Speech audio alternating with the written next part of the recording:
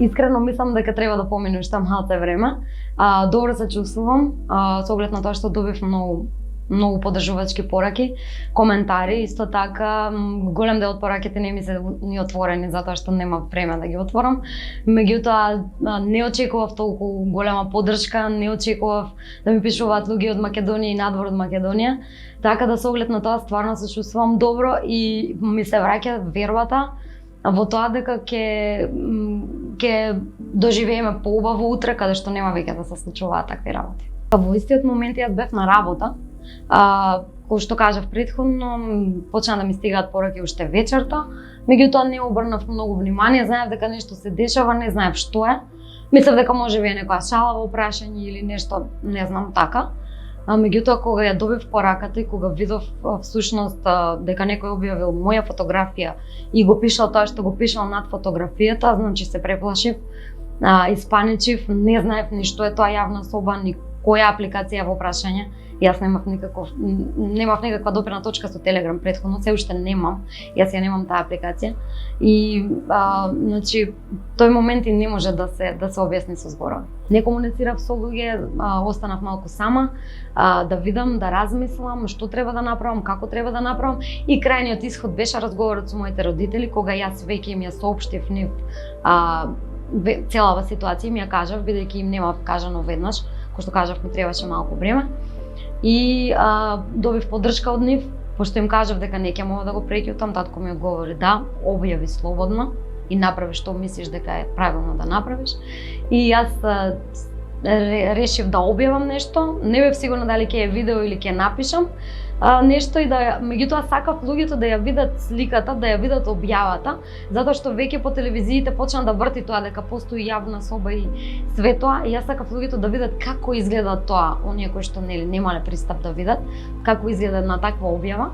Ете конкретно нека биде мојата објава, затоа што мојата објава вртеше како скриншот и се препрати на многу луѓе, особено на многу луѓе во Кавадарци, градот од каде што јас потекнувам и доаѓам. И многу луѓе кои што ме познаваат ми пишаат да ми кажат дека врти по Viber групи и натаму нааму. Блиските луѓе ме препознаваат по мојата упорност во животот, најмногу. Никогаш не се откажувам од ништо. Секогаш борбен лик сум, секогаш се борам за работите што ги сакам, се борам за праведните работи. Можеби не веднаш во моментот, но порано или подоцна ќе се изборам за тоа што сум го намислила. Во моето семејство са мајка ми, татко ми и брат ми, имам помал брат, тие се мојата огромна поддршка. Имав прекрасно детство благодарение на нив. Значи мојата фамилија е прекрасна, морам многу да ги поздравам, да им се заблагодарам за поддршката уште еднаш и вака јавно. Јас во Скопје претходно студирав, меѓутоа потоа се вратив во Кавадарци, таму бев известно време. Имав некои неуспешни обиди за да отидам повторно во Америка, бидејќи претходно 2 пати сум била.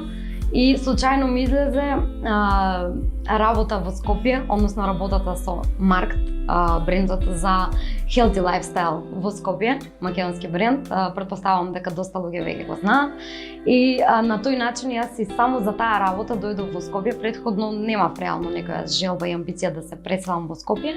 Меѓутоа и сега не сум баш официјално преселена затоа што фамилијата ми е во Кавадарци, дечкото ми е во Битола, па јас сум насекаде помалце. Пред се јас сум љубител на храна, значи уживам во добрата храна.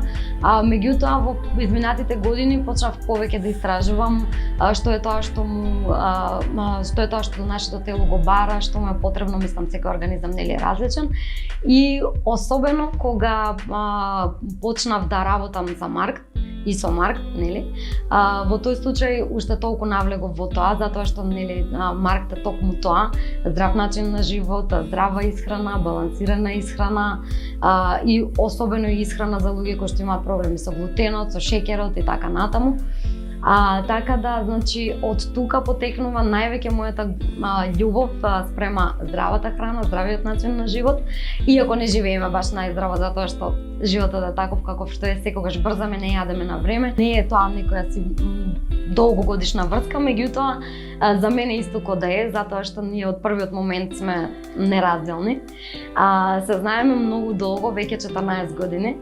Всушност станува збор за мојата прва љубов. детска љубов да кажам, меѓутоа од различни градишта, патиштата ни се раздвоја и пред известно време повторно се споивме. Поддршката од него ја добивам на тој начин што тој во ниту еден момент не ме осуди за ништо, не помисли ништо лошо за мене, многу добро си се познаваме. Јас кога го добив откако отидов во МВР да пријавам и од него до тогаш ништо му нема вкажано затоа што не знаев ништо да му кажам, пошто тој не ни беше овде во Скопје, јас бев во Скопје, тој си беше во Битола. И ништо само му се јавив и му кажав ќе ти пуштам една слика, прими ја најсмирено што можеш и нели јави ми се. Му ја пуштив сликата, тој ми се јави, ме праша што, како, искрено и тој немал никаква допирна точка с такви јавни соби и мислам неговиот лајфстайл е многу поразличен од тоа, тој не се воопшто не навлага во такви работи, никогаш не го си ја гледа својата работа. Ми се јави испаничи што, како, од каде, зошто и јас само му кажав, значи размисли добро, види што се случува, нели? Пошто под мојата слика имаше една друга фотографија, полу што се гледа, сега тука беше тоа малце збунувачко, меѓутоа тоа беше разговор за некоја друга девојка, не е важно. И малку го збуни тој момент и ми рече као со другари сум, со луѓе сум, нели, ќе ти се прејавам, веројатно му требаше малце саат-два да резимира, да види што се случило, како се случило, нели, све тоа. И потоа ми се јави и ми кажа дека све окей, да не се секирам, да не се нервирам и што поскоро да отидам таму или тој да дојде за да се видиме, нели, затоа што не бевме заедно во тој момент. Европа не ми е многу шетана, имам посетено неколку дестинации, меѓутоа за сметка на тоа имам посетено околу 20 стейта во Америка, бидејќи бев таму 2 пати на Work and Travel 2014-2015 година и успеав доста да прошетам и како топ дестинација можам да го издвојам Мајами, меѓутоа најдобрата дестинација и дестинација на која што јас би живеела, тоа е Тексас, односно Галвестон се вика островчето. Тоа е како мини градче, меѓутоа прекрасно искача на море, прекрасни луѓе има таму, малецко место, меѓутоа топло, со пријатна клима. Значи тоа е едно од најубавите места и дестинации каде што сум била, всушност таму и живеев и затоа се соживеав ептен со местото и дефинитивно се пронаоѓам и доколку би можела да бирам да живеам некаде на друго место, јас би одбрала таму. Би сакала да останам запаметена токму по ова што се случува, односно не по тоа мене што ми се случи, туку по промената во ова општество кое што се надевам дека ќе ја постигнеме. Намерата моја со видеото е само да се издействува врз луѓето првенствено, да малку подлабоко размислуваат пред било што да направат, да размислат за последиците и за дека тоа дека можат да уништат нечiji живот.